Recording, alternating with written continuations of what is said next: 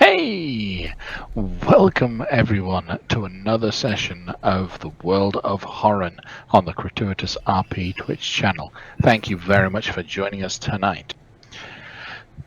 So, before we jump in, just a quick reminder to please hit all those for social media button things for every one of us. Follow us on Twitter.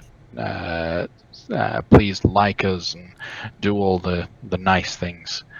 We like you, you like us. Let's be one happy family and all that. So, we're going to jump right into our adventure because we left last week, unfortunately, due to technical problems, at a fairly tense moment.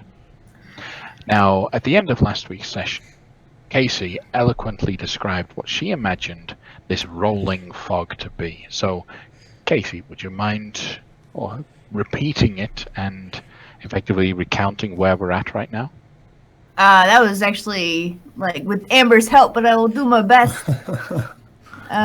Me and her both imagined that the fog was like this purplish black stuff. It's blacker in the denser regions, and it looks like a rolling cumulus cloud. How fluffy it is, and there's like sparks of white electricity coming here and there through it.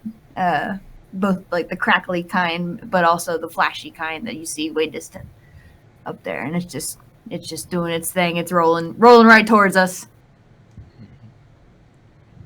Absolutely. So this menacing looking cloud is rolling on its way. It's going straight towards you. Quite specifically, you guys have the somewhat specific or understanding or belief, or should have, that it's coming straight for Pelir. The reason why it's headed directly towards wherever Pelir is because he attuned to the belt that the ogre had been wearing. Now, monsters can't quite attune to magical items, so it hadn't attuned to this item. Now that Pelir has attuned to it, an entity that is somewhere about 4 or 5 miles away detected Pelir's connection and immediately started running towards it. So our heroes are only 5 miles ahead of this cloud, this nimbus that is on its way directly towards you all. Last we left, you were heading out of the High Council, the Councilman's Hall of the Quilting Bay city, trying to run as fast as you can towards Cecil's hometown, which is Cecil's hometown is a couple 100 miles further east. What are you guys doing? Are you still running? We are walking and talking and running until we come up with a better idea. There is no better idea. As this cloud just continues to follow you, as you move away from the city of Quilting Bay, you can see the cloud almost rolling over itself to turn in your direction, clearly ignoring the small town of Quilting Bay. As it rolls ever closer towards you and you're running ahead of it, you're keeping pace with it at your fast pace, or rather, are you traveling normal pace, fast pace, or slow pace? I mean, who's the slowest member of the group? Because I can run 120 feet around every 6 seconds. Ka! Okay, show off. Basically, are you covering 4 miles an hour and therefore having a -5 penalty to passive perception scores? Are you running at 3 miles an hour and have no penalties? Or are you running at 2 miles an hour and be able to use stealth? I think it would be safe to assume we're booking it. Can we run at 8 miles an hour and take twice the penalty on perception? We're booking it, but Jorgen is available for anybody to ride, and then from there they can have the perceptionists. They can be the lookout. So there's Jorgen, guys. I'll get on the glider. Yeah. Yeah. I may be wrong, but I'm fairly certain that the reason why you have this -5 to perception scores when you're moving at a quick pace, because everything's a blur as it rushes past. So, as you're running as fast as you possibly can to keep away from this thing, it's staying at that pace. It is currently moving at 4 miles an hour approximately following you. Like a dreaded monstrosity or machine that just will not relent, it is chasing after you bit by bit. You can start as it's getting maybe just a little bit closer towards you. You can hear sounds coming from it. At first it sounded like the cracking of the electricity and the sparks that were coming off of it. But eventually you begin to hear that each of those cracks sounds more like a scream for an instant, just cracking against the wind and then disappearing as it continues to chase after you. At your current pace, yep, go ahead. I don't recall. Am I wearing? Am I still? I remember I put the belt back on to confirm that it's following, so I could get a sense. Yep, and I don't remember you taking the belt off. Okay, well in that case, I would like to, because I have an understanding that there's an awareness associated with this belt. So I would like to, in my mind, speak with the accent that Pellier speaks with, because that's what you do. And I say, hello, is this thing on? Do you hear me? The figure in the cloud?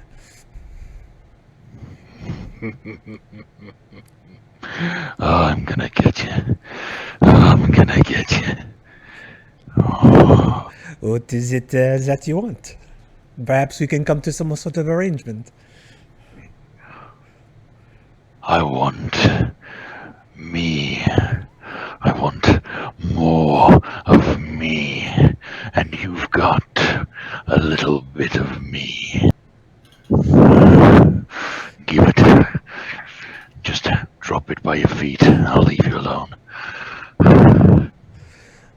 Very well. I will take this offer under consideration. So I take the belt off. Okay. My friends, as we are running, I want to advise you that I am able to speak with the demon through the belt if I am wearing it. If I am not wearing it, I am not able to do so. He says if I drop the belt, he will be happy to just acquire it. And I didn't get any. He didn't absolutely say that he wouldn't tear us apart, but it seems like an implication. Pellier, as we're running, tell him to eat shit. All right. Well, I'm going to put the belt back. He's after you. He's after you or the belt, right? The belt, yes.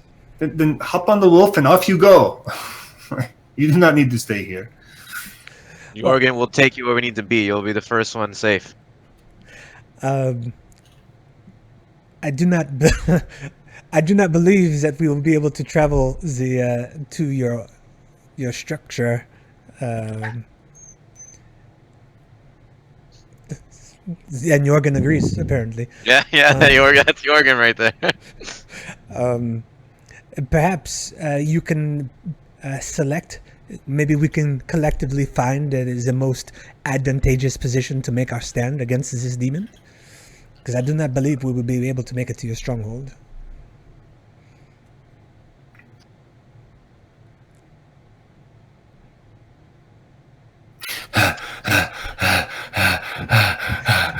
Like I have heard that a high ground is a favorable thing. I am not accustomed to fighting in large groups. I am more of a one-on-one type of person. What if we just give the belt to Jorgen and he runs in the opposite way and he'll meet up with us?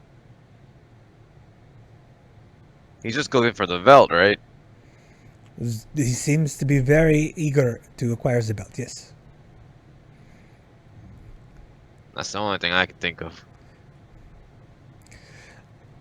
Okay, I guess I am missing the important piece of stratagem. I think is that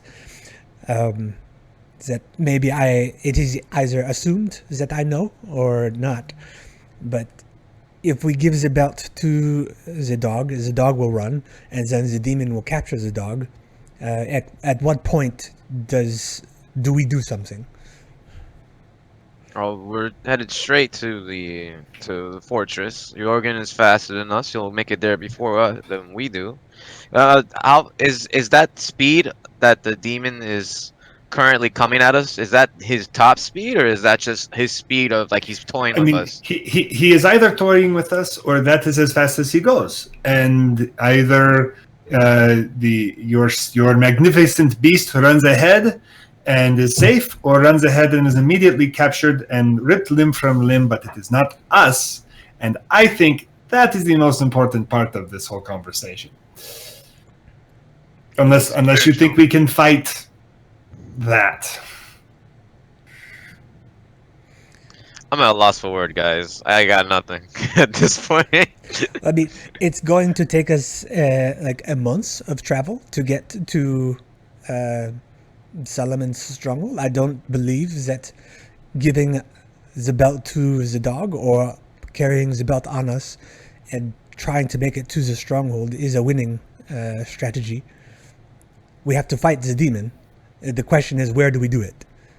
I'm gonna fly higher and see if there's any interesting space of land. Specifically, are there any entrances into the underground portion of Ermios, perhaps, that he can't squeeze in? Then roll a perception check. Elara, what do you think? Oh, she's out of breath. She can't say anything. We just got to keep running.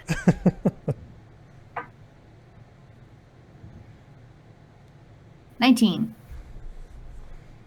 Okay, all right. So, flying a little bit ahead of the group, as you can move a little bit faster than them on the you can get a decent lay of the land. There are a couple options ahead of you. To the distance, you can see that there are some hill sections on the up to one side. There are forested areas between you and the hills if you wanted to try and hide or lose them in the forest. As you continue looking specifically to see if there's maybe some underground area, maybe we can tunnel him in and deal with him in that fashion. You look and there's nothing right now, nothing within your current field of view that should seem to be an underground passageway. You could continue running and maybe look a couple hours later when you further, but right now, not so much. All right, so I'll loop back around, then call down. There's nowhere that's particularly good. We could maybe use the forest to try to block his blows, but I don't see anything that stands out as being clearly advantageous. We could use forest. You can give me the belt. I'll hop on Jorgen. I'll get him to a location, and then you guys can try to come in from there and help me out. If this is the only thing we can do, we can't give the shard to him. So Let's not forget that is a perfectly legitimate option. We just leave the shard on the road and keep going. Or we could leave Pellir in the road with the shard and keep going. I mean, whatever works. that doesn't work either. We worked hard to get this, damn it.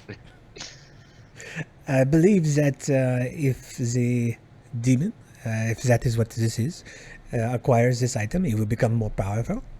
It's and gonna be harder for us. it is, I guess, it is assumed that this demon is part of the hag Morwen's plot with this town in the Quilting Bay. Either they are coordinating their work, or there's a subordinate position between either one of them. I think we need to defeat this demon, and allowing the spark to be in his possession would make that more difficult.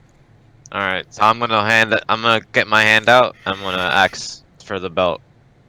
The only thing we can do is I'll just distract him with Jorgen, try to dodge whatever I gotta dodge, and then you guys help me out coming back from sneak attacking. And I can assess the demon's strength, and if it's too much, I will actually run away, and I will tell you guys, and then from there we'll think about what we're gonna do. Do I believe him? Do I believe that he would ever willingly run away? No, I'm being honest. with the I'm demon? being honest. Yeah, I'm being honest. Like, no joke. If the demon's too strong, even though I have like 4 lives, if I die and come back to he'll get the item. He'll get the stone. So I will legit like run. I don't care. Right, but he's gluttony, and if he gets you, he gets like 4 of you, and I don't think he's going to be like, oh, 1 is enough. I think he's just going to want more and more. He doesn't know that. So Okay. I do not like the idea of splitting up, but if this is something you want to do, then I think if you want to assess the power of this foe, then you should not have the belt, because then you would be able to get closer to him without him being aware of it. But I'm also trying to get him away from you guys. That's the thing. He's not gonna want to follow me. Right. We don't want him to. If the goal is for you to assess his strengths, then you should not have the belt. We will keep going. You can stay here. If you want to split up, I don't think we should split up. I think we should stay together and just make a stand somewhere. Just make a stand in a very fortuitous location. Okay. I am burning so many calories. That So protein many. shake is very filling. This is a good thing I had all of it before. So no low grounds that we can take advantage of. Any high ground, Theodora? Did you see anything like that? There were some hills, but they're honestly not that. It's not enough. I'd say the forest. The forest we could at least potentially hide. Okay, let's go to the forest and take up positions around trees, and hopefully that will give us what we need in order to be effective. Ilara, if you disagree, say something now. Running as fast as you can. The cloud seems to billow out and grow just a little bit more with every step. It's starting to change the atmosphere of the entire area. There's still bright sun ahead of you as you're running away, but the world is just seeming darker and heavier the closer it gets towards you guys. You run ahead, you run into the forested area. Now, you said you wanted to try and kind of use the forest or the hill, was it? Which one? Forest is what I was suggesting. The forest, Okay. in order to find hiding locations. Okay. Maybe spread So, out. I'm You gonna wanna split up?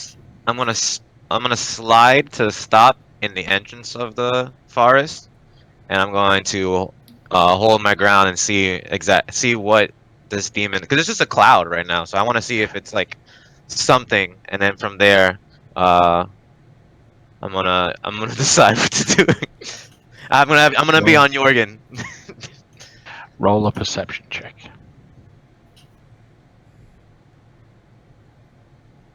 And while everyone is looking for a place to split up and hide, please roll stealth checks.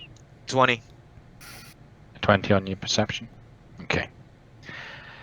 Right now, it is just a condensed cloud. There is a somewhat of a silhouette within the center of the cloud that you can kind of pick out. It's a large silhouette.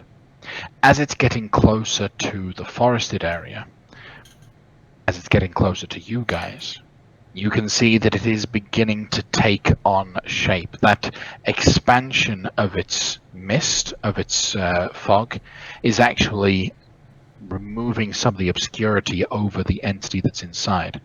This great big creature, all you can really make out right now is its silhouette, is its outline. Long arms which seem to reach down clearly past its waist, close to its knees. Huge, bulky, muscular form, but a rather somewhat... it is still muscular, but the kind of muscular that's actually fairly big stomach. One big muscle rather than a six-pack or anything like that. And on its head, 2 huge horns that stick out of the side of its head, curling down and then up back, like an axe head on the side of this creature's skull, as it just charges towards you. So, how did those stealth rolls go? 29. I'm very afraid and hiding. Belir is not hiding because he has the belt, and it makes no sense. Absolutely.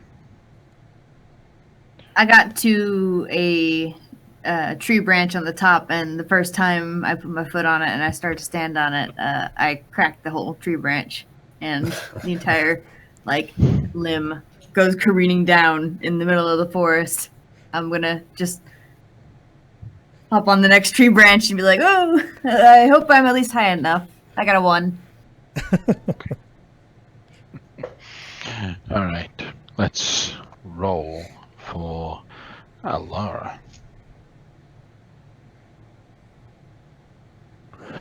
Ooh, okay. She did all right. A little bit better than Theo, but not too much better. As rolling for her, I got a 12. Okay. And then Cecil, are you also going to hide, or are you going to stand by the edge of this forested area? I'm going to move a little bit into the forest, backing up with Jorgen, as I prepare for whatever's coming. Okay. Well, feel free to move yourselves into some position on the Roll20 map that represents your preferred hiding space. Before anything, can I do lay on hands on myself, or is that not possible? We can assume that you've been doing that kind of thing while you've been running. Yeah. So while you're running, a quick pat down, feel okay. Thank you. Appreciate that. No worries. The holy Macarena. Okay. So feel free to reposition yourselves wherever you think you would reasonably have tried to hide. If I may, I imagine I peeled off actually earlier and just huddled and hoped that he'd go past me without noticing. So Sure. if that, so like hiding over there. Mm-hmm. Actually, no. The creature, as the smoke seems to billow out, gets more refined in its form. I'm going to show you guys a full body picture of the creature I've decided to use. You might need to scroll down a little bit to see the whole thing. But as it comes into view, its eyes glow a sickly green as it sniffs the air. I am going to need a moment to set up our map screen because I didn't earlier. So bear with me in just a moment. Quick survey. When you guys see this creature, this not actually large creature, but a huge creature, barreling through the forest after you guys headed straight for Pelir, what's going through your mind? Let's go with Obi first. When you see a creature of this kind, Obi actually pulls out a porcelain mask that he's carried before, kind of a kabuki thing, and has only worn once. And he puts it on again, and his face becomes very impassive. It's very hard to say. Very hard to say what he's thinking. Okay. Actually, like slows down, better breaths, seems preeminently calm. Cecil, what goes through your mind when you see a creature like this? I'm just like fuck. But it's like I'm very intense, like it's happening. This is it, our fated combat. And I'm also thinking like, damn, Casey defeated one of these. Thank freaking God. I mean Theo, my bad. Theo was able to take one down, so now because this is crazy. And Theo. Similar to Cecil, except specifically it's more like, don't choke, don't choke, don't choke, don't choke. Okay.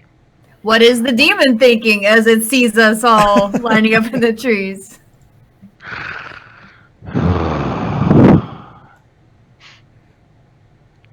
Smells like I'll be feasting tonight.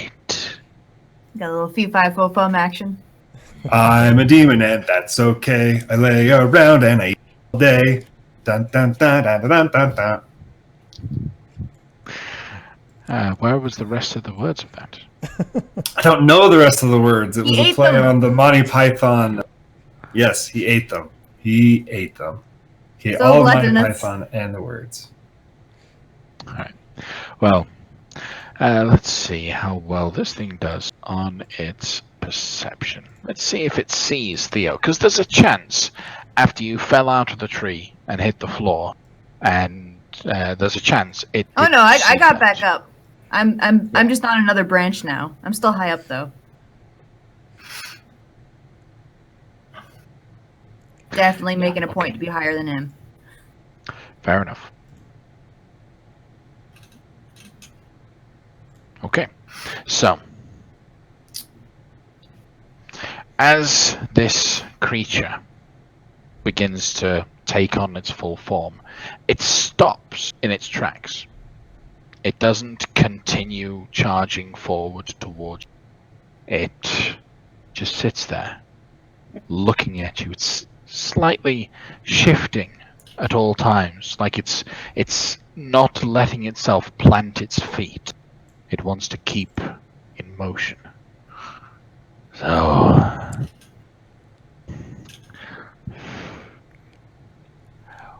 you're gonna give me the belt? What can I give you in return for giving me back that which is mine? So I am looking at Cecil to see if he has any way to assess our foe, to determine how threatening this fellow is. I'm going to activate Divine Sense real quick. I just want to see what kind of, if he's like one of the three. Divine Nothing. Sense will confirm to you that it is a fiend, Okay. but you already knew that because No, yeah. It's Just a- wanted to make sure. Yeah. But yes. Is there a way I can like how can I just is there something I could roll to see how strong this thing is? Persuasion. Tell us your weaknesses. Imagine. Power level You could 3000! The question is more a case of what is it that you would be looking for to assess that? As the hunter that you are, what are the characteristics you're looking for to gauge this thing's capability in comparison to yours? Okay. Are you looking at its muscles to see how strong it is? The way the muscles fit together to see its mobility?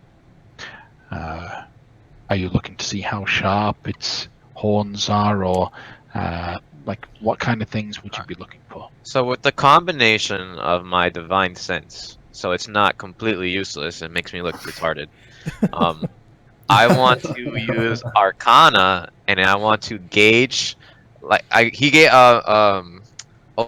good idea. I want to gauge like a scouter, like in Dragon Ball Z, using my divine sense and Arcana to gauge his power level. Let's go, boys and girls. Roll an Arcana check at disadvantage because Oh. it doesn't work that way. I wanted to try something cool. A 13. Okay. Arcana is not your strong point. Nope. Magic isn't your strong point. Survival skills are your strong point. I would maybe think your intelligence would let you know that maybe that would be a good idea to roll just to be safe. But in terms of magical ability to guess this thing's capabilities, it's powerful. It's gonna take all of you fighting fairly well to be able to deal with it. It is a greater demon, and you have a piece of it right there. Can I have one more check, or Give it a try. I Roll want survival. to check. I want to check to see if we need to have magical weapons to damage this beast. So you already know quite a bit about demons and demon hunting. We already established that. You would know that most demonic entities, most fiendish creatures, open it up, are usually resistant to cold, fire, lightning, bludgeoning, piercing, slashing from non-magical attacks. Okay. That is a commonality amongst demons that you, as a monster hunter or as a demon hunter, would know. Okay. So then I'll roll survival, just to be safe. And I got a 15. Right. 15, much better in that regard. So, in terms of its survival instincts, this is a powerful entity, a dangerous entity. It's looking at it though. Its danger, its the threat, you can tell, isn't necessarily going to be its physicality. Yes, it's got a big, massive hit. Yes, its teeth are very sharp. But there seems to be something about the way that it's constantly dancing that reminds you of certain flowers that give off pollen to ward off danger, or certain animals, reptiles, that will shake their tails or will keep themselves moving to distract and disorient their opponents. So it seems that he's like that. However, you do notice something with your keen survival instincts. This thing looks, in some areas, a little malnourished, or rather incomplete. Okay. Okay. If it gets its hand on the spark, you know that things could be bad. So you want to make sure that that doesn't happen. That's going to be its goal quite clearly, because that will empower it. You want to keep that from happening. That's what your survival tells you. All right. So I'm gonna look at Pelir, He's pretty strong. but he's missing pieces of himself. Obviously, that's why he's here to grab this one. If it's gonna take all of us to take him down. All right. Well, if you believe we can do it, then let us Wait. Okay. let us do it. Wait, you don't need to fight. I don't want to kill you. I don't want to be killed. All I want is to feel complete. To have that hole inside me filled. I want to be able to feed. I want to feel that hunger satiated. Please, I will give you power, wealth, riches. I will destroy your enemies. I will serve you in ways you couldn't possibly imagine. Just give me the stone. Hey, do you know that witch named Morwen?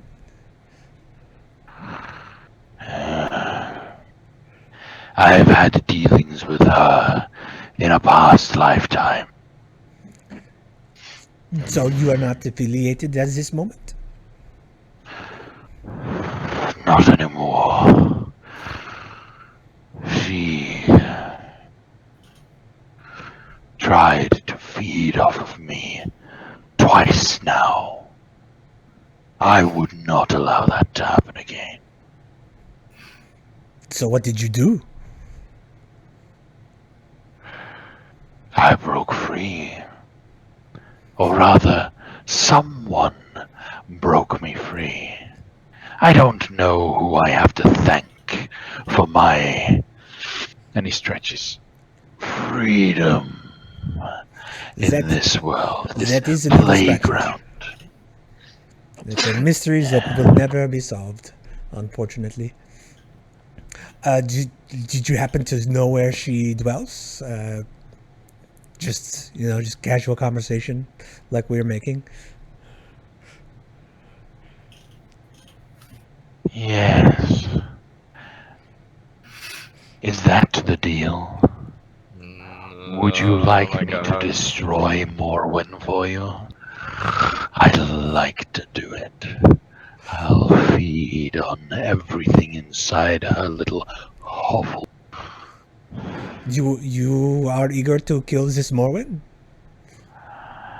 If you give me the spark, I'll destroy her. I am curious. How would you go about doing such a thing? I am clearly stalling. Well, Of course. I don't. But as long as I'm stalling, I will get as much information as I can out of him. How would you go about killing this witch? She seems very powerful to me. Yeah, and she had you. She tried to feed off you twice already. How are we supposed to know that this deal is gonna be good for us? Because you can trade your lives for hers. That's a good deal right there, little one. I'm not going to tell you how I would do it. That is what makes me valuable. Come on. I know you want to. I can feel the desire, the hunger for Morwen's death deep within you. If I get the sense that Pillar's stalling, and I'm pretty sure that I can, I think I'm going to go ahead and launch an attack at this point. Okay. I would like to... You see this tree right here? Yeah. I'm just going to cast Shatter on it and attempt to implode the trunk so that the tree actually falls on the demon. The one that Obi is. I do not see Obi. Obi You do just not is see very Obi. badly Obi is a ghost. That's the tree that is closest to the demon right now. Go ahead and cast Shatter. Everyone else roll for initiative. Do I believe him? This whole deal that he's talking about. Roll an insight check. My insight is 17. Okay. You believe him. You believe that he's you not only believe he's willing, you believe he's capable.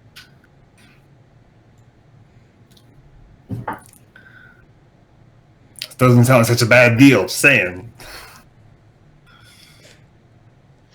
Cecil, I'm going to give you control over the direwolf. Okay.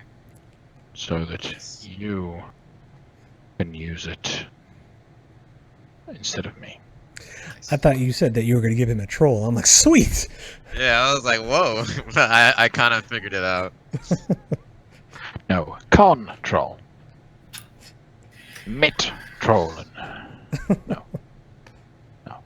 Alright. For some reason, I ended up backing out of Roll20. Coming back in. Direwolf is now visible by all of you. Let me just make it controllable by all of you, and then we will be good. Right, so you cast the Shatter. What's the spell save DC? Constitution 15, and I do believe that Obi's going to have to make one too. It's a 10-foot radius. He's like right in it. Yes. He gets the tree, he gets the demon, and he gets Obi. Constitution, you said? Yep. DC 15. Well, I got a nat 1. Sorry, bud. I'm hiding behind the tree. I'm really quiet. This is going to be... At least the tree is not falling in your direction. You hope. Well, no, it's a controlled explosion, so it's supposed to... That's why I put it where I put it. It rolled a 15. Is that a failure? No, that's a pass. Ah, okay. So how much damage does it take? It would be taking... Let's see. They take half damage. Yeah, half damage on a success. And 1,000 damage from the tree, because it was made of... An adamantine tree. Demon. Yeah. So I Demon take killing. 15 thunder damage, right? Yeah. You take half the damage, so He didn't Oh succeed. no, I failed. I rolled a nat 1. So, it takes 7 then, right? Yeah. Yeah. Okay. All right. So, do we have everyone in the initiative order? I am missing some people. Cecil, can you roll for the direwolf? I will roll for. Got it. Just see. So initiative is a +1.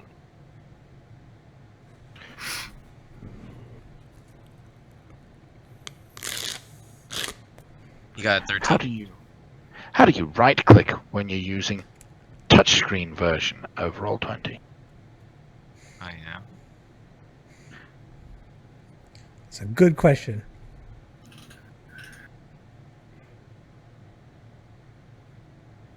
I don't know how to do it. I don't know how to add her in. Can someone click on her token, roll their own initiative, and then I'll change the result?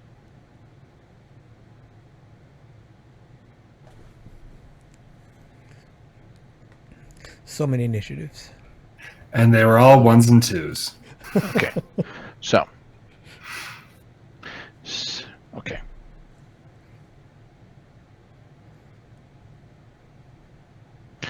All right. So let's go up in the top. So as the tree shatters, it explodes in just a spark of bark, really, of lots of splinters of the tree outwards. That causes the area, which includes Obi, to suddenly become a lot more agitated and somewhat messy, as there is now a cloud of sawdust in the air, and the upper portion of the tree just falling down. It drops right on top of the demon as desired. This huge thing conks it right on the head, like a club hitting a troll's head. It will take additional 12 points of damage. That's right, eat it. Get some fiber in your diet. You look malnourished. Unfortunately, it is resistant to non-magical bludgeoning damage, and that tree didn't happen to be magical, I'm afraid. Okay, so top of the round, as this is all going on. Cecil. Okay, so I'm on my boy. You are on your boy. Can I move with him, or because it's not his round? What are the rules in Fine Steed? Does it act on your initiative or its own? Let me pull it up. It acts as a mount, as a typical mount, right? Yeah, it's a mount. Yeah, so you can have it, you can ride it, and it will be a controlled mount, and then you can command it to move. It acts under your command at that point in time. The moment you dismount it and it becomes an uncontrolled mount, it acts on its own initiative. All right, cool.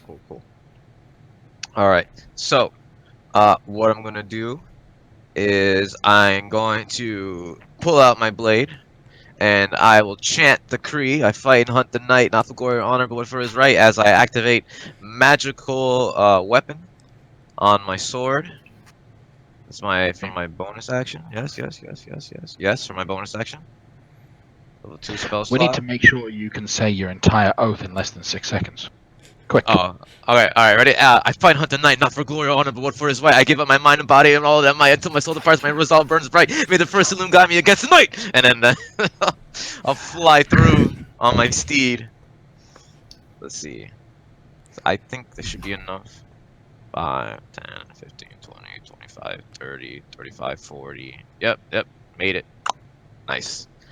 Okay. And I'm going to roll to slice this mofo for a nat 20. So it's 20. It's 28. So it's 11 because it's +1 from the magic weapon. I wondered if those party whistles were nat 20 markers. But do we And- have like a slide whistle for nat ones though? Imagine. And I'll use my level 1 spell slot to divine smite this guy. So that Okay. should, since it's a crit and he's a fiend, how much is that? Level 1 spell slot.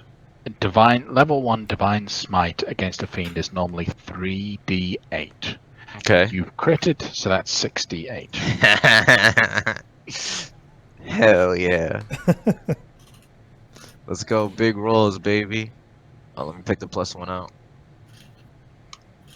33 damage. 33 points of damage. Yes, Nice, sir. great. Ugh. Nice. Nice. Anything else from you? I'm going to strike again. I approve. I am Oh Pele my- de Winter, and I What approve the heck? Another one? Yatta say. Oh my god. Another natural 20. Do not fear, boys and girls. The ultimate hunter is here. Luck is on our side as the first Illume guides us. And then I'll use another level 1 spell slot. So it's 68. So it's 9, by the way. I forgot to tell you. 9 damage because of the 1+1. 9 damage. And 30 points of damage from Divine Smite. Okay. And as I slice him again, I'm just gonna say, Pelir didn't tell you, but I said fuck off, and I'm gonna end my turn. Okay. All right.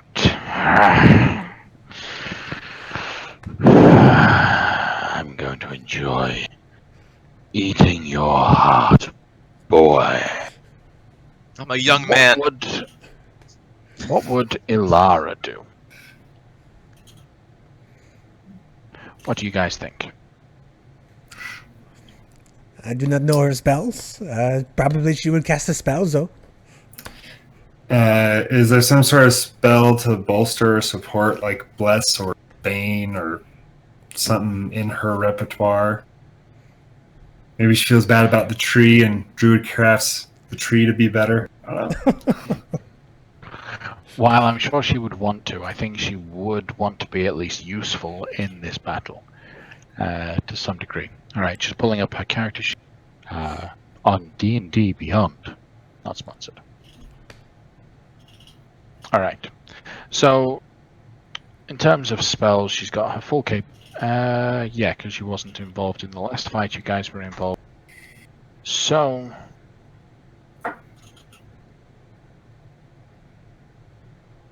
I would think. I don't think she's used it, but a healing spirit would be a good thing to have. So she'll cast Healing Spirit as a bonus action, bringing that into place, and putting a Healing Spirit currently just around Theo's current position. So you guys can backtrack towards that position when you need to get healed. She can move it further later to be closer to... could she actually reach Obi? They think when Obi... Well, does she... I ducked out and just still running forward. Does she know I'm there? Because Theo doesn't. When the explosion happened, I'm sure people would see you because the tree that you're covering behind isn't there anymore. Well, I was kind of hoping to fall prone and just try to maintain cover, but... Fair enough. Your call. Your call. Right, but we'll say that that's put there unless there are objections.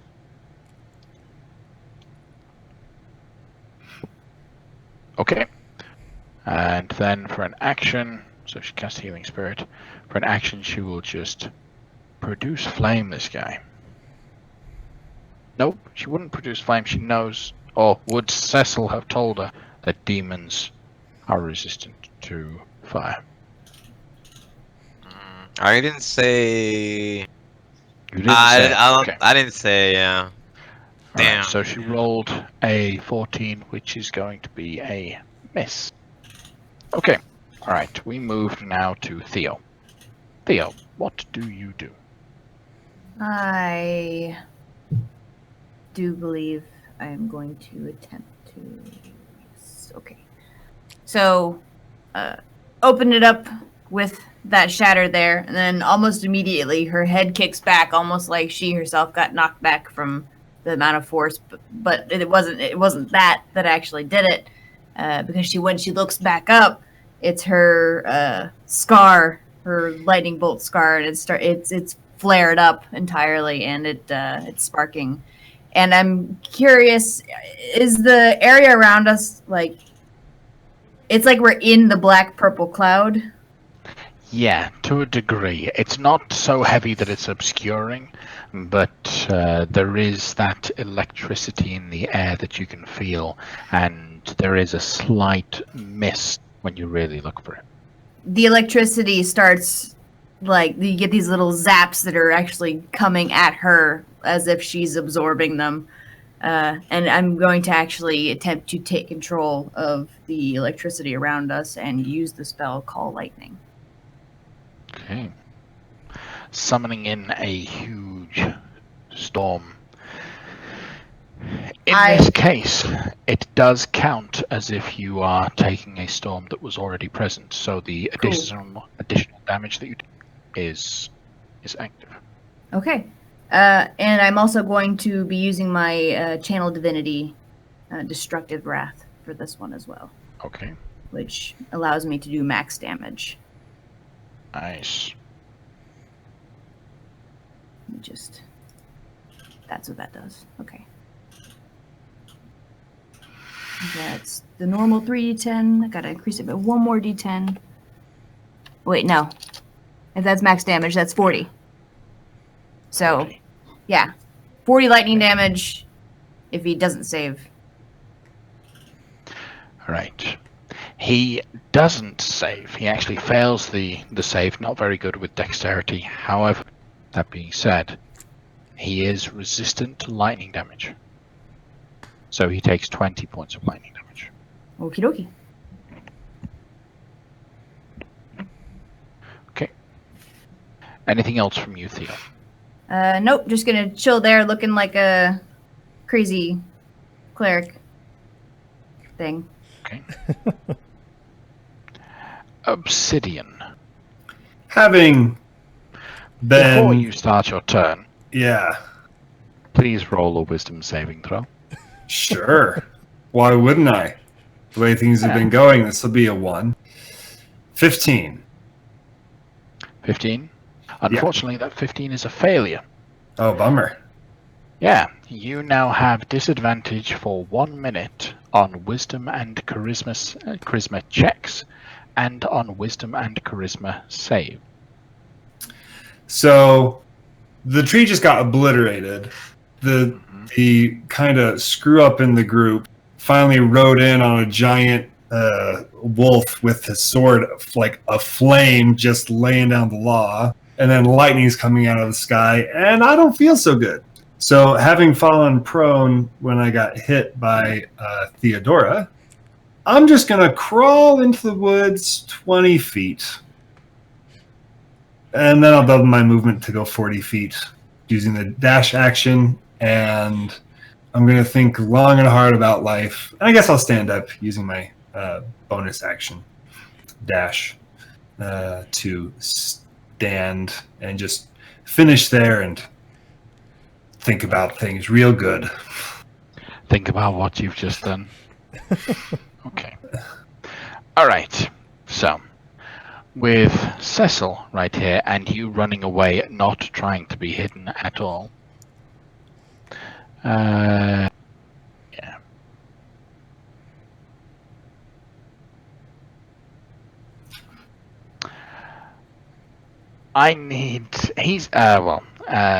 This entity, this demon, waves its hands, creates arcane symbols in the sky as it casts a spell. As it casts this spell, I need our good friend Obi to roll a wisdom saving throw at 45 disadvantage. feet isn't enough? Nope. All right. At disadvantage. please. 21 at disadvantage. Woo! Well done. Well done. All right. Like I had anything to do with that. Since that failed, he is going to walk around Cecil and just move just to the other side of him, ignoring Cecil. Oh, my heart. Ignored in real life and in Couldn't game. even care what you've done. Pelir, he's looking at you, and he's looking hungry. What are you doing? All right, I will, with my bonus action, begin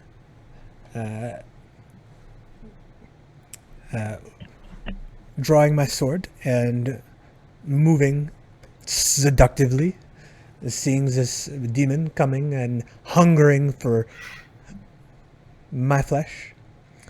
And then with my action, I will cast Mirror Image, knowing that if he does get a hold of me, it would be very bad for everyone.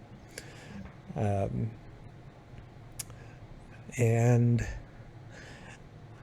I think I will just stay where I am. Okay. Cecil, roll a wisdom save at the start of your turn. Also, Oh, just have your wolf do the same. you got it. We got this, right, boy? Wisdom save? Yes. I got a 15. And wisdom is a +1.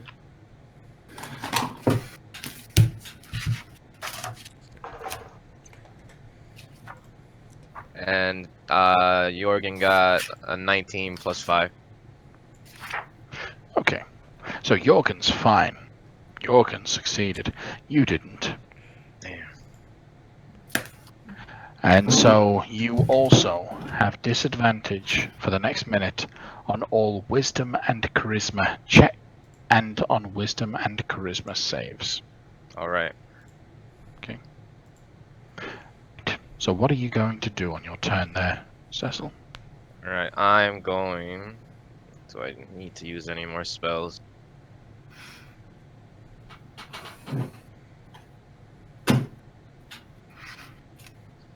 I'm just gonna keep smiting it up.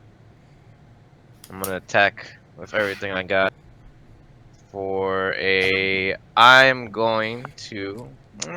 You know what? I'm going to use my Channel Divinity to give me the +10 on hit for the day. So that's a 24 to hit. Well, 25 because of the +1, and it's a 13. Will hit. And I'm going to use my third first level spell slot, and that is 3d6, right? 3d8, sorry. No, 2d8. Yeah, sorry, yes. For first level spell slot, it's 3d8. Okay. For 10, so 23 points of damage. Okay. Alright, and I'm gonna attack one more time. And I'm gonna miss that one. For a 9. Yeah, that's going to miss. Alright, I'll end my turn there. Right. So, as a bonus action, Healing Spirit will move, and I believe the Healing Spirit is now capable of actually catching up with Obi's current position at this point in time. Now, what would Ilara do in terms of her action?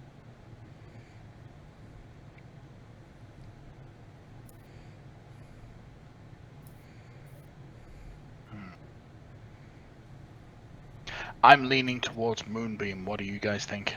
Well, I was gonna say that or Tidal Wave have been her go-to attacks, ranged attacks.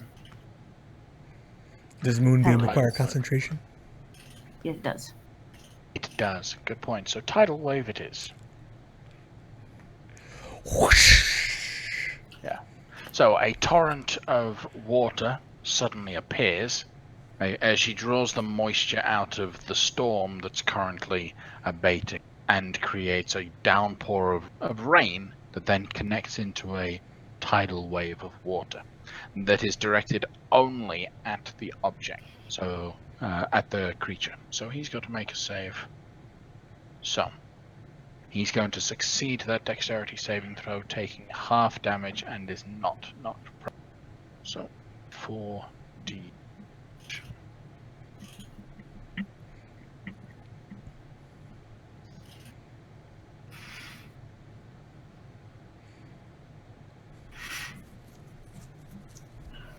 (14), he takes 7 points of damage.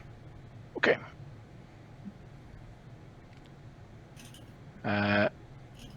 Theo.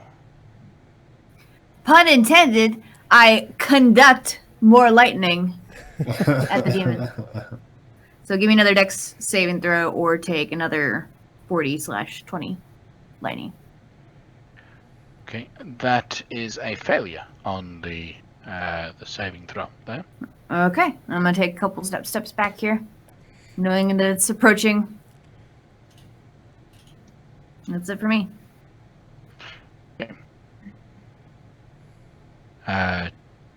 You were using the channel divinity again to get the max damage. Mhm. Right. Okay. Cool. So takes 20. All right. Obi, roll a d6. A D6. Yeah. At the start of your turn, you gain 6 hit points Woo! as a little ethereal dolphin gives you a boop.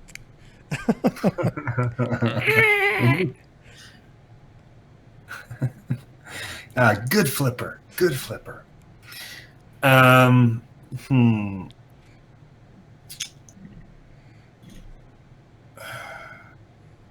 Well, for now, crap. I'm just gonna shoot an arrow at him. Briefly. Can I do that from there? Or do I gotta get trees? Oh, you can do it from there. All Go right. ahead. That is an 11. That is going to miss. And I'm going to spend my turn thinking about poor life choices, and I'll end there for now. Okay. So he's going to cast another spell. And I'm going to need... Does he say anything while he does it? His spell... not there a even, verbal no, component? targeted. There is a verbal component to the spell. Good to know. Okay. There is a verbal and a somatic component to the spell. As he begins to mutter the incantation,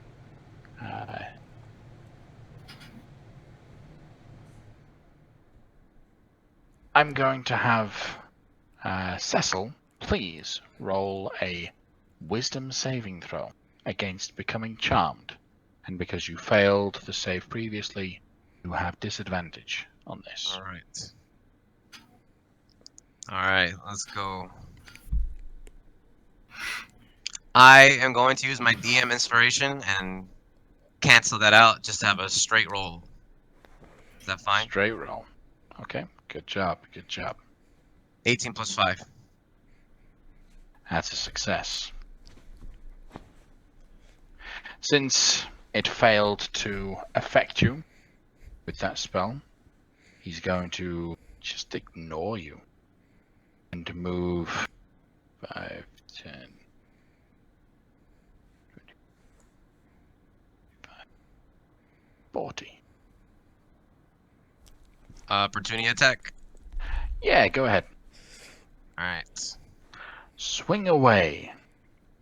A 19, and I put the +1 already in it. Okay, 19. so that counts as the +1. Okay, the 19 will hit. Yeah, that's it. And I have my final level 1 spell slot. Let's go, big money. 7 points of extra damage. This thing is looking heavily injured by this point, but it is focused and hung. My Anything turn. else? Okay. Oh, Pilly. it's not my turn. That was an opportunity attack. Oh yeah, there was an opportunity attack. Yeah. That was his turn. It's now Pilia's turn. Pilia, roll a wisdom save. Cecil is too far away from me to benefit.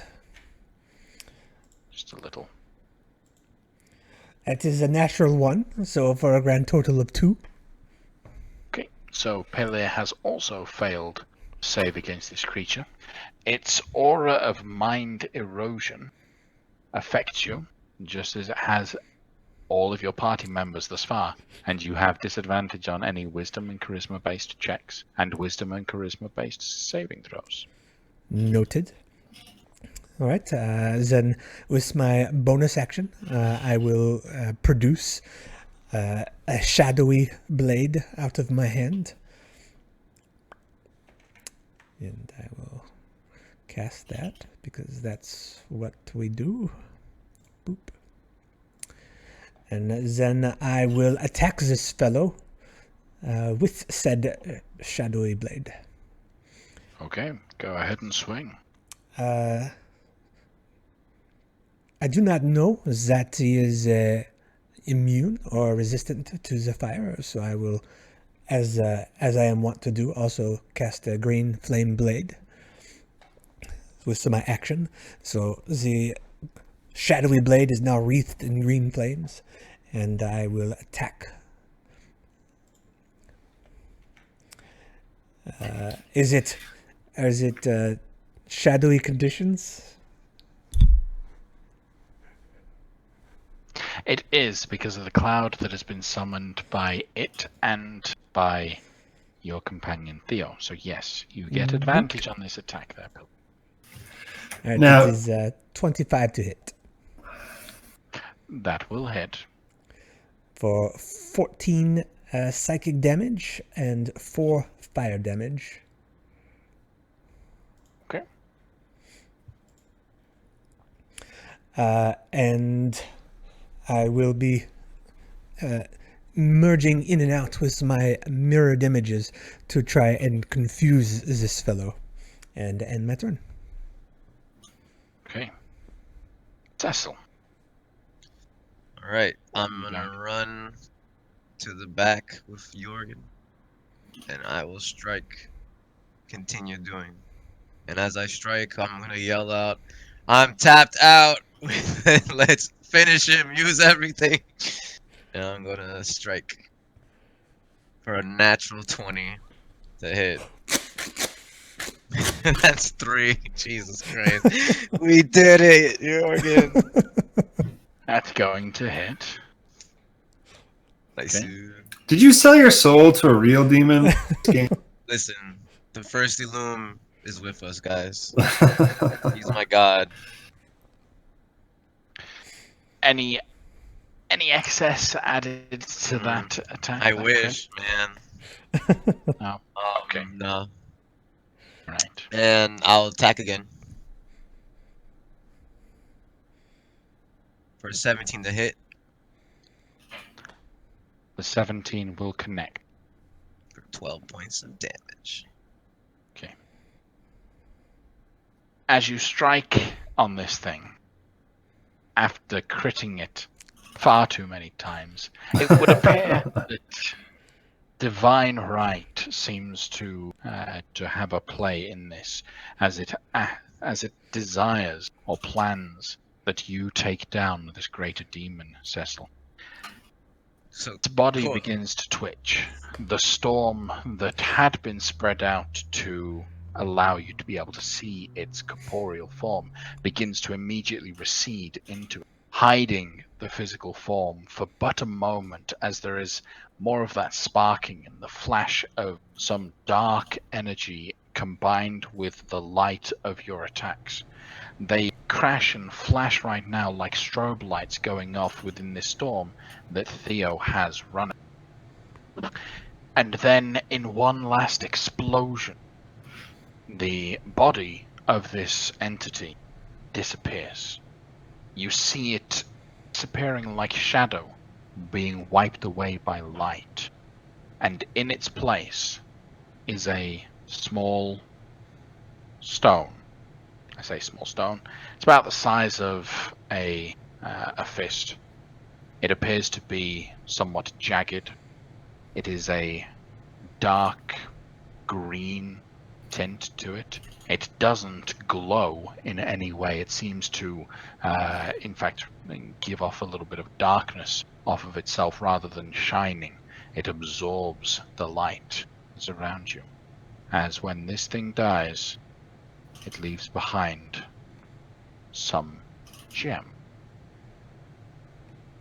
Well done for defeating, or at least looking like you've defeated, this entity. What do you guys do? Cecil, that was incredible.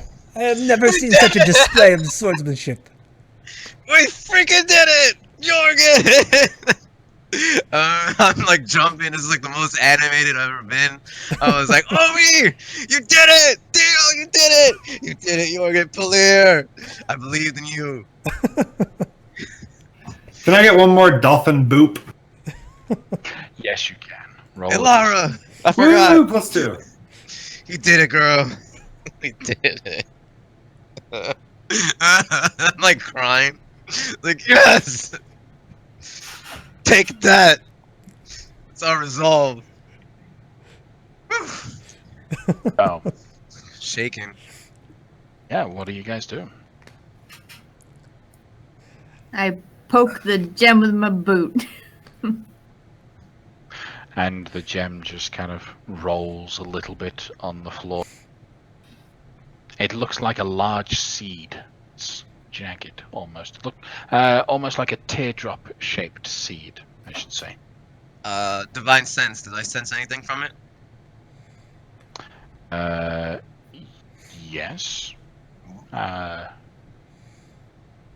Well, yes. I mean, you sense that it is the fiend. The same signature you sensed just a moment ago. Alright, so I'm gonna let him know. I sensed the beast within the gem, or at least a part of the beast, the demon. I'm gonna take the edge of my skirt of my. What it feels like, what it's like, is you have an extremely concentrated version of the pedal it has on a belt.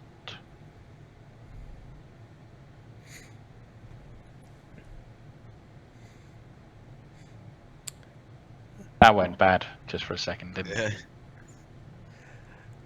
So we have Theodora, would you like me to use my divination on this item? You the identify spell? Where? This is what I had in mind, yes.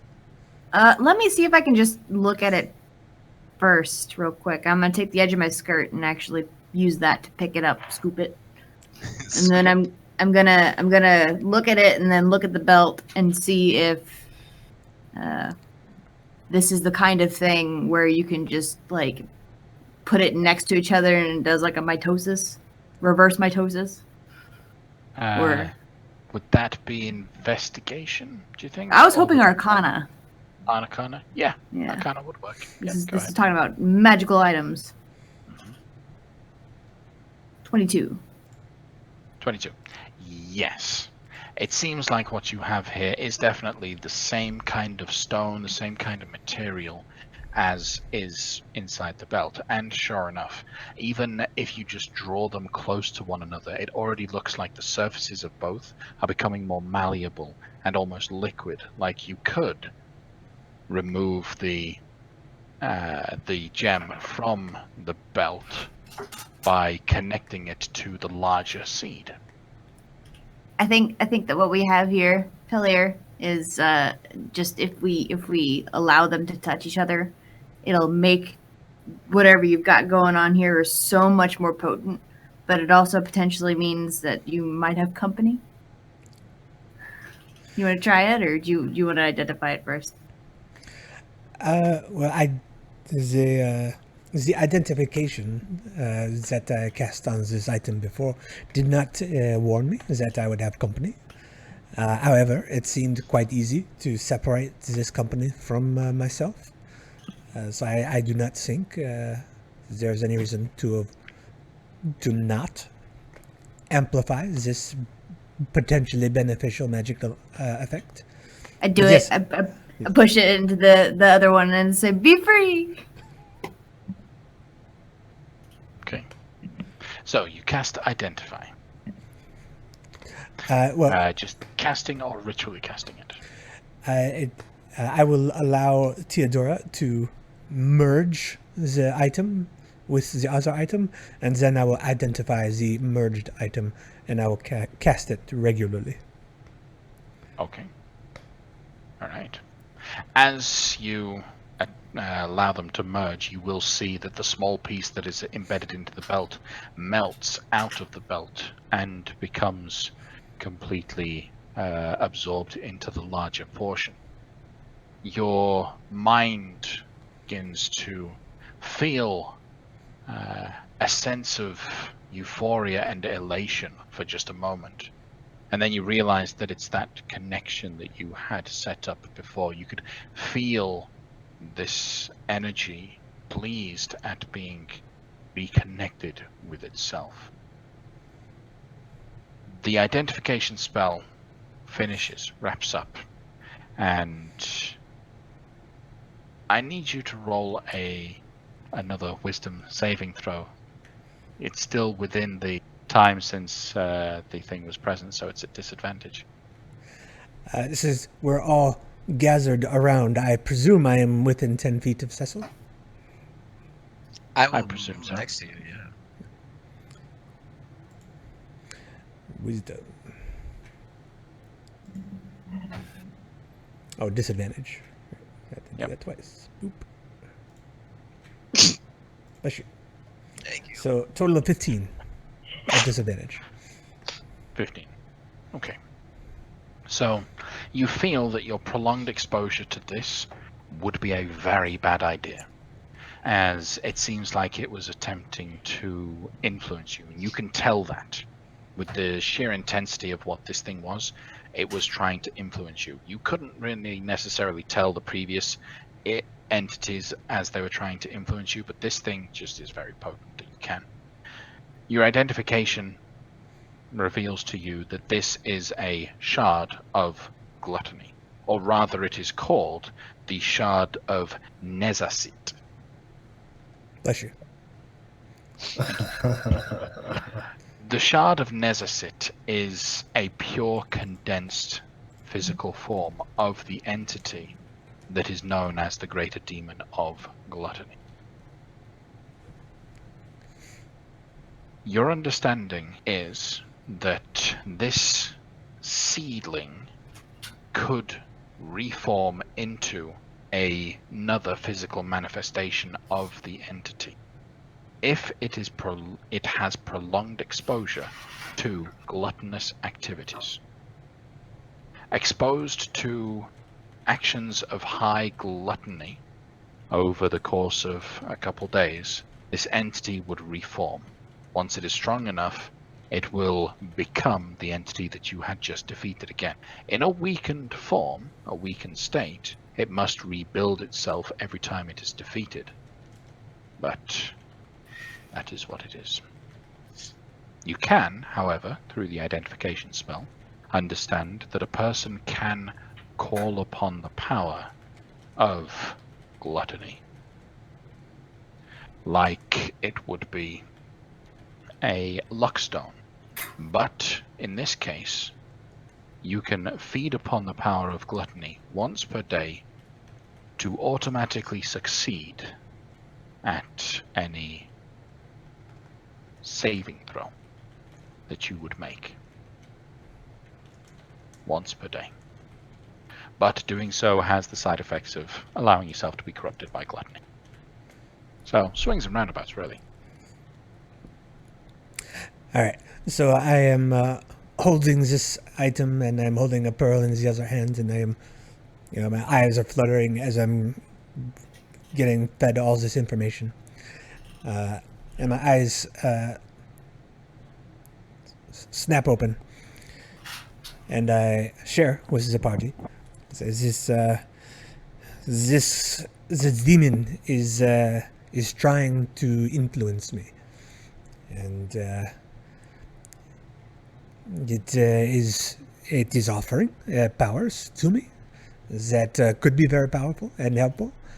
However, if it is in the presence of excess of people doing things to more than necessary, then this demon may respond.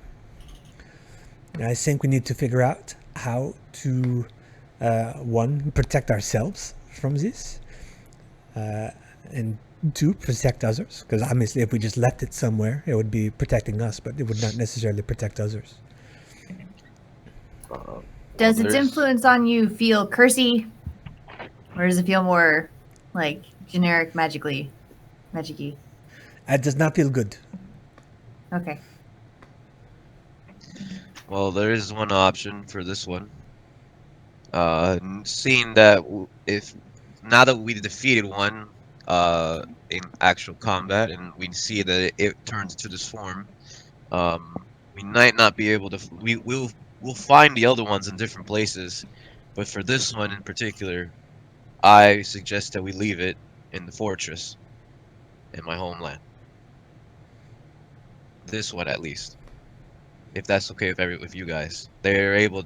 There's a place I can place it that can contain it. And they'll take care of it. I think that is a good long-term solution. At least I have no better one. However, I think that we are. I would like to study it some more to see if I can come up with a more immediate solution to protect ourselves from its current effects on us. I'll check on you every morning, make sure your teeth haven't gotten any sharper and your ears haven't gotten any pointier. What are you trying to say? I'm just gonna make sure you don't turn into a demon.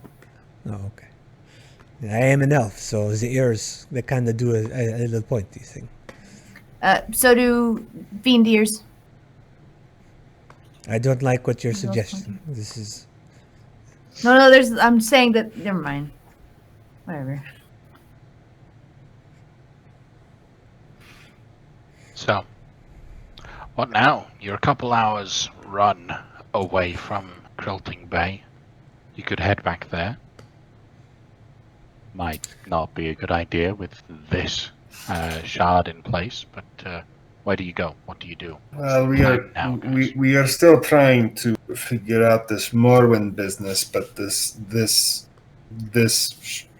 shard certainly complicates matters. But it sounds like it is some distance. But we could go to Cecil's home and at least come up with a plan along the way. In my homeland, there is somebody that survived a encounter with Morwen. He is not really there anymore, but he's not all there anymore. That's what I'm trying to say. Maybe you guys could try and talk to him and get more info.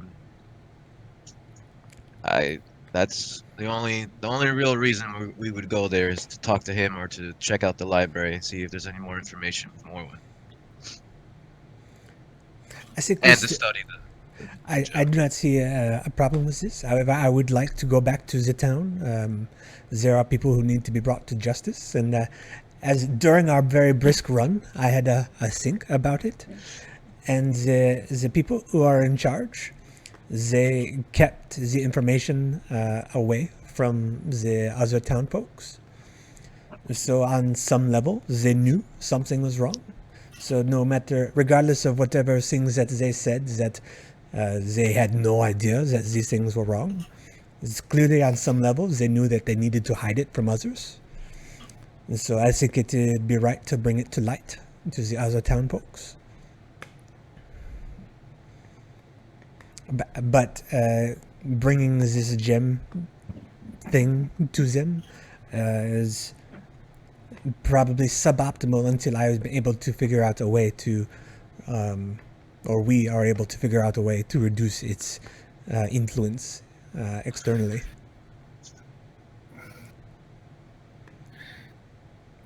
So maybe we set up camp tonight here. We have not had any rest since before we snuck the council chamber. I would welcome a rest very much. Let us make camp, not here on the road, but maybe off the road, and we will figure out what we can figure out about this gem. Okay, so you set up a campsite as you've done many times before. Fire, food, bedding. Do you guys have any should I say ritualistic or specific actions that you take regarding this item, this entity that you have with you, with regards to sleeping?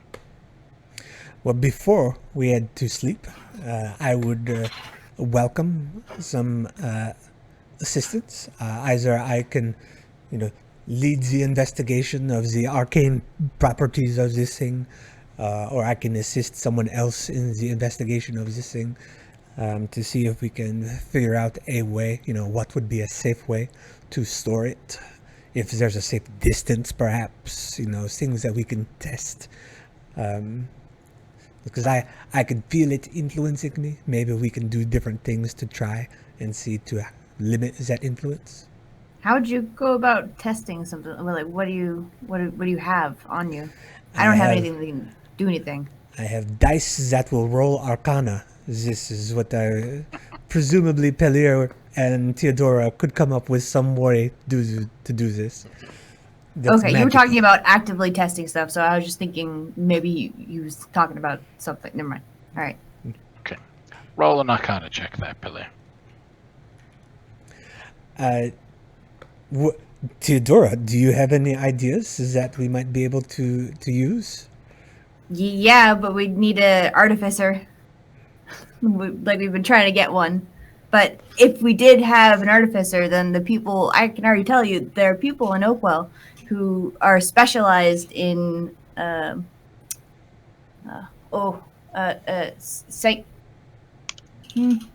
making stuff sacred. Sanctification. The whole spell for it.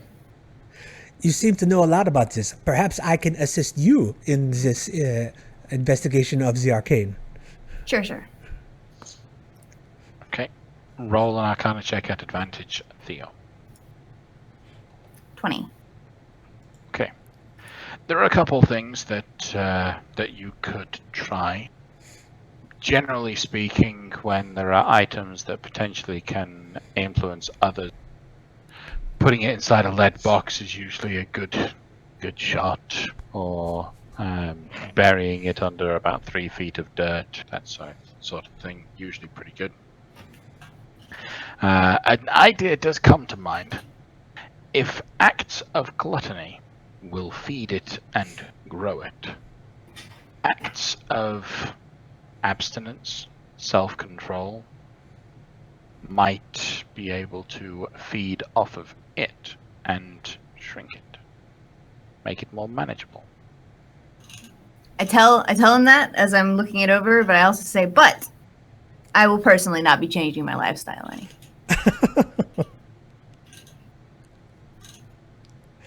Well, I am very disciplined. I have no doubt that I would be able to be the very model of abstinence.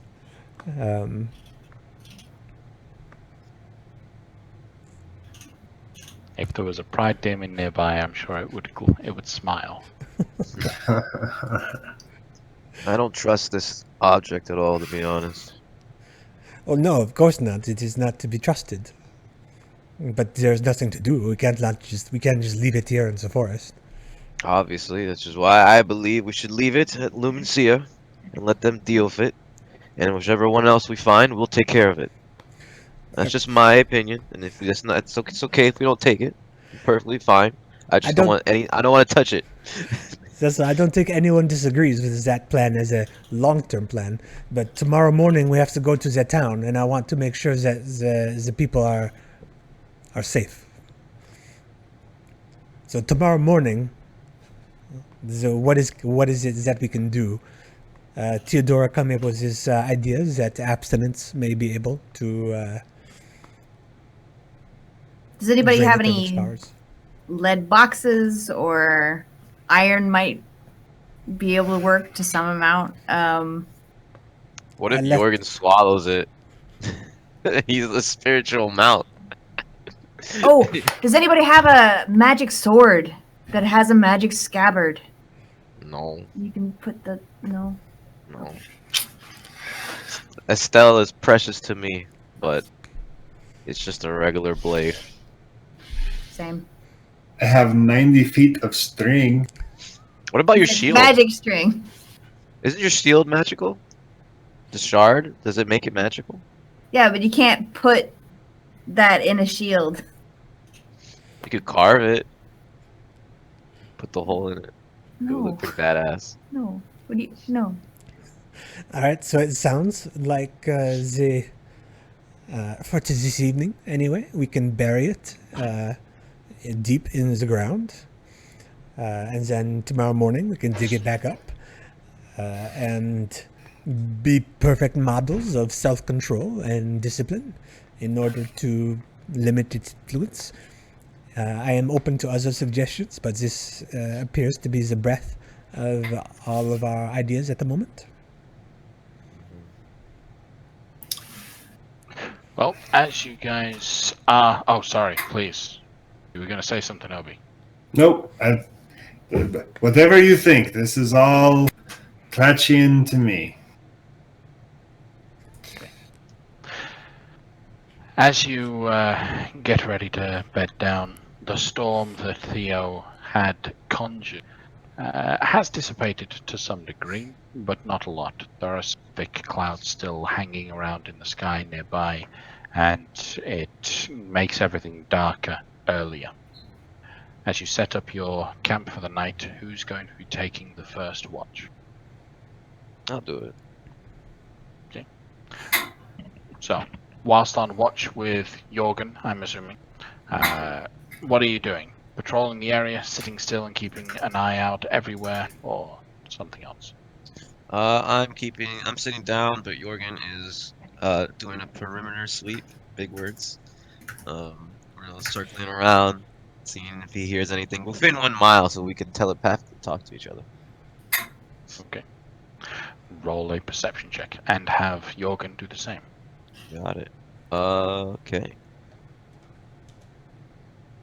So I got a 13, and for Jurgen, it's his. Which one would that be? Would that be just his wisdom? Yep. All right. It's +1. He got a 6. No 6. Okay.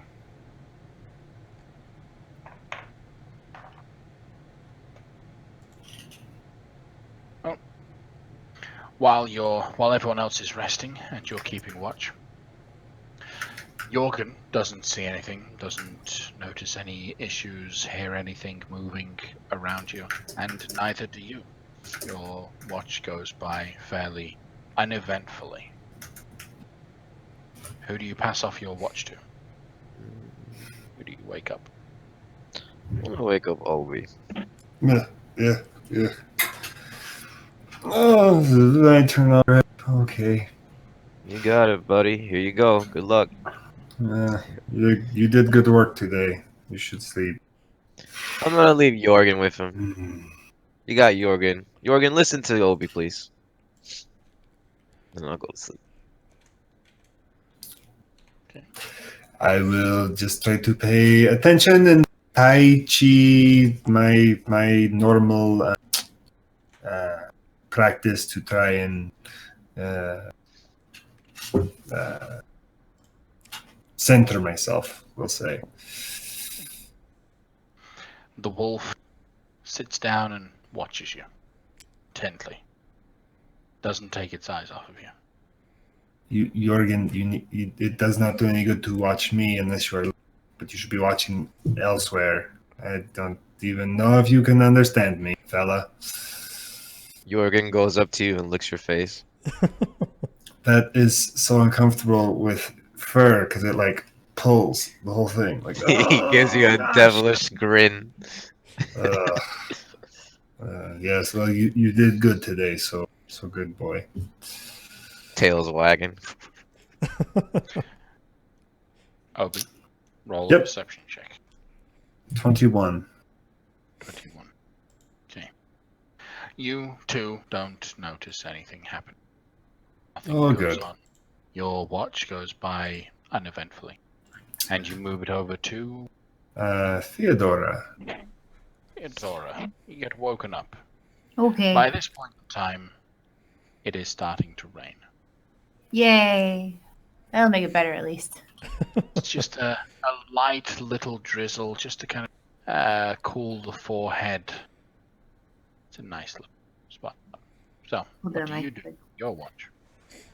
Just sit on a stump and face outward and get up and walk around when my legs start falling asleep every now and then. Kind of idly touching my face and thinking about early on in the day and how what I did wasn't taught to me. It just kind of happened and I knew how to do it. Well, I didn't know, but I kind of did. But it was weird. Okay. During your watch, roll a perception check, please. Yeah, that's 16. Okay.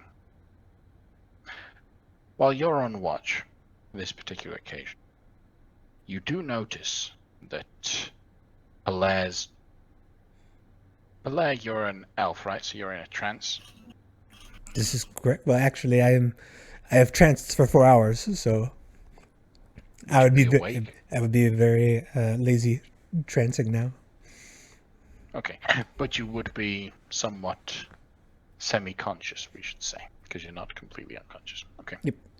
Well, Pellier seems to be stirring a little bit, tossing and turning as his trance is finished, but it's clear his mind is upset with something. Pellier, during this particular watch, just before your body is naturally getting ready to wake up, and as you've begun a new day for yourself after your trance finished, you gain the benefits of a full long rest.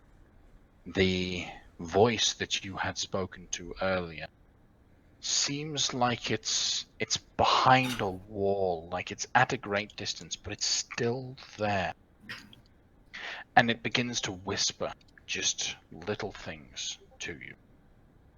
At first, just simple suggestions that seem somewhat normal.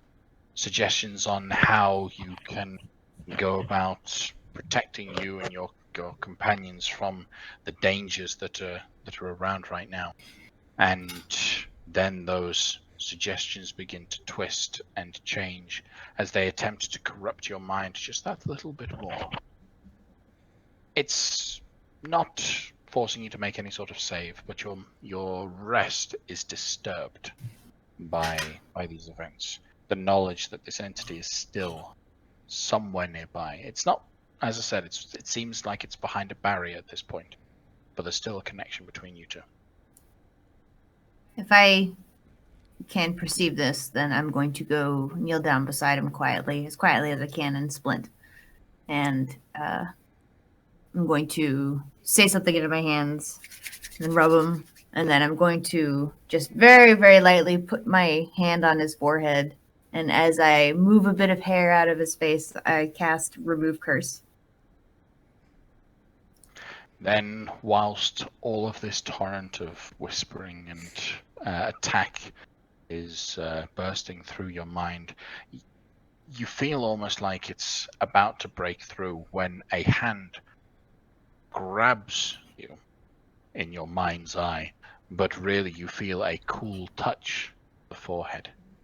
And there's like being dipped underwater very quickly. From your head to your toe, everything seems to just be cleansed, as the attunement to gluttony has been removed, and you are no longer cursed by him. Thus, you have your one level of corruption removed. My eyes are still closed, but a tear comes out, and I say, and I open my eyes and I look at Theodora. I say, "Thank you, Theodora. The demon was very persistent. It was still whispering. I could still hear its influence. But your touch, it removes this demon from my mind. I am in your debt." Actually, it was magic. My touch helped, yeah. You're welcome. Don't mention it. You look like you're having a nightmare. If I can, I take the hand that touched my forehead, and I just gently kiss it. Oh, I look around quickly to make sure no one else saw that. Jorgen saw that. Jorgen's like, That steed needs to sleep at some point. You're gonna have to start Down picking boy. at what point the steed is awake. Alright. With the tender moment occurring with you, your watch is coming to an end. The rain gets a little bit stronger. And at the end of your watch, it's practically a torrential downpour. Who do you wake up for your watch? For the last watch night? Well, obviously, Palir, he's already awake. He's an elf. He's got this. Well, elf. Sorry, Palir. Wow. Apologize. That's accurate. Yeah. Palir. It's now raining pretty badly. But it seems like a good thing. The ground seems almost like it's cleaning itself. Sadly, that does have the knock-on effect of whatever soft ground you had dug the shard and put it under is starting to get softer and bulge up. So you'll need to deal with that. But the world almost seems like it's trying to cleanse the stain of gluttony away from it. What would you be doing on your watch? I would be dutifully making sure that it is to the best of my ability with the terrible rain that is coming down. I mean, I said terrible. I mean, for purposes of seeing approaching enemies. But I now associate Zorain with Theodora and Theodora with saving me from a curse. So it is a welcome rain. But otherwise, I am just staying vigilant. Okay. Please roll a perception check. With the rain being as it is, your visibility is somewhat reduced, but you should be fine. I do have Stripesies out with me, and I will have him helping me with keeping watch. Sounds good. That is not how you roll. You need the D in there. This is Stripesy roll. Who gets advantage on smelling things. And Pelir's roll is a 9. So Stripesy's got a 14, Pelir's got a 9. Okay.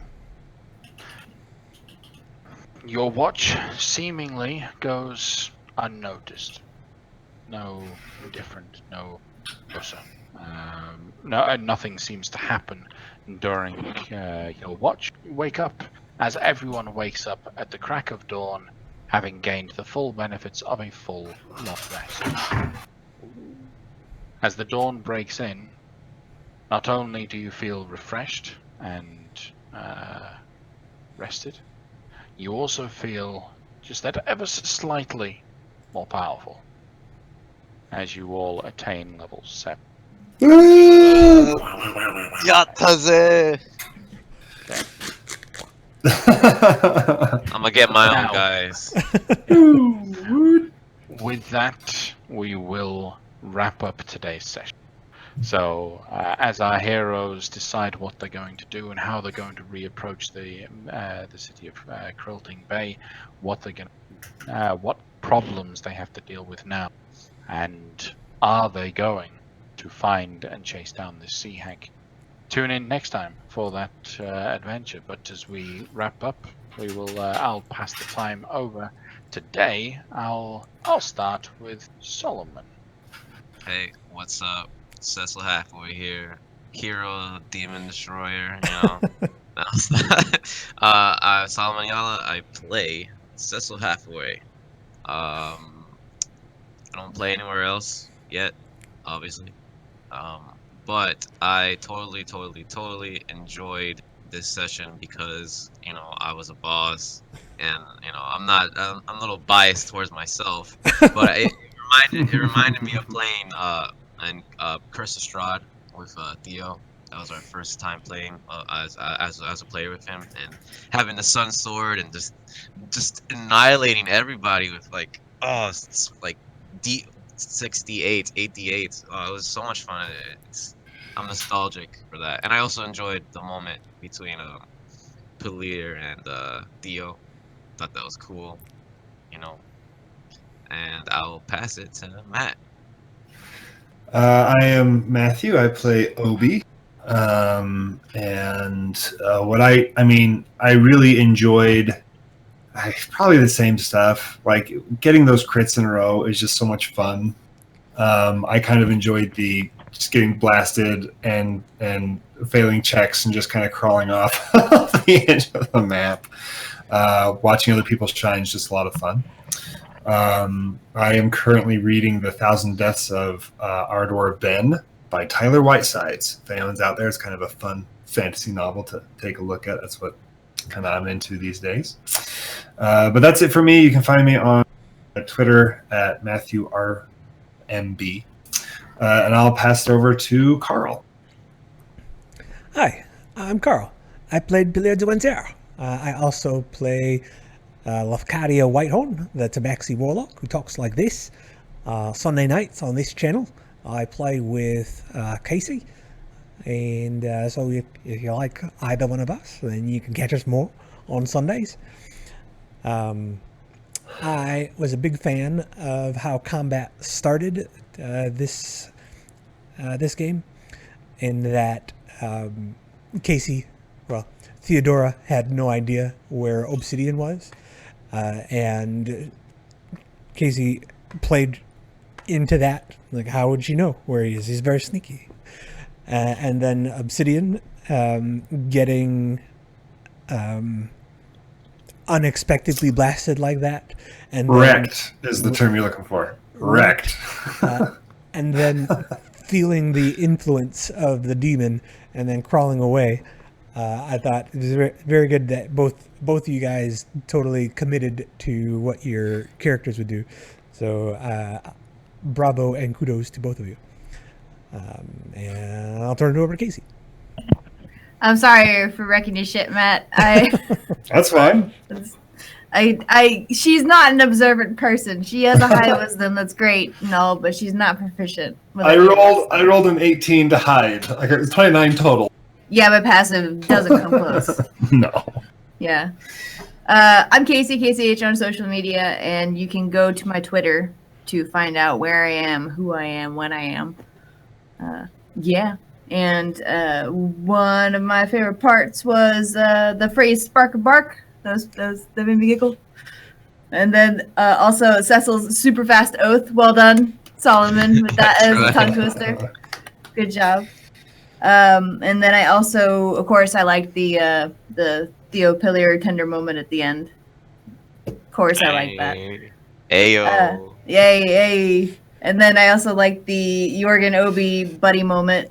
And I was like, you know what? I'd watch that movie if they were cops and they were partners. Jorgen and me.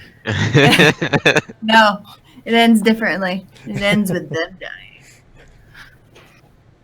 dying. Yeah, that's me and the things that I enjoyed. Back over to you, Theo Van. Okay. Well, yeah, so I totally loved how Cecil just did so much damage to it in the first turn, and then a few turns later, really did a good job there. Gotta love it when paladins crit, right? Yeah, when they do their job against the Fae, the fiends. But you know what? I was pleased to see Cecil use his Divine Smite when not critting.